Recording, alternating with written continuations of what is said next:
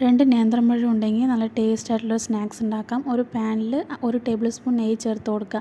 2 പഴം വഴറ്റിയെടുത്ത് മാറ്റി വയ്ക്കുക. അതേ നെയ്യിൽ തന്നെ ഒരു 3-4 ബ്രെഡ് കട്ട് ചേർത്ത് ചൂടാക്കി മാറ്റി വയ്ക്കുക. ഒരു പാത്രത്തിൽ 2 മുട്ട, 3 ടേബിൾ സ്പൂൺ പഞ്ചസാര, 1/2 ടീസ്പൂൺ ഏലക്കാപ്പൊടി ചേർത്ത് മിക്സ് ചെയ്യുക.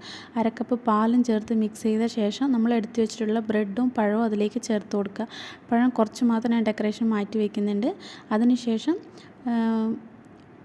നല്ലോണം മിക്സ് ചെയ്തെടുക്കുക. അതിനുശേഷം ഒരു പാനിലേക്ക് 1 ടീസ്പൂൺ അളവ് നെയ്യ് ചേർത്ത് കൊടുത്തിട്ട് ഈ മിക്സ് അതിലേക്ക് ഒഴിച്ച് കൊടുത്തിട്ട് ഒന്ന് ലെവൽ ചെയ്തെടുക്കുക. ഇനി നമ്മൾ എടുത്ത് വെച്ചിട്ടുള്ള പഴവും കുറച്ച് കാഷ്യൂനട്ട്, കുറച്ച് കിസ്മിസ് ഇതിൻ്റെ മുകളിൽ വെച്ച് കൊടുത്തിട്ട് മൂടി വെച്ചിട്ട് ലോ ഫ്ലെയിമിലിടുക. ഇനി വേറൊരു പാന് ചൂടാക്കിയിട്ട് അതിൻ്റെ മുകളിൽ ഈ പാൻ വെച്ച് കൊടുത്ത് ലോ ഫ്ലെയിമിലിട്ട് 15 മിനിറ്റ് കുക്ക് ചെയ്തെടുക്കുക. അതിനുശേഷം തിരിച്ചിട്ട് കൊടുത്തിട്ട് വീണ്ടും മൂടി വെച്ച് ഒരു 10 മിനിറ്റ് കുക്ക് ചെയ്തെടുത്താൽ നല്ല ടേസ്റ്റ് ആയിട്ടുള്ള സ്നാക്സ് റെഡി.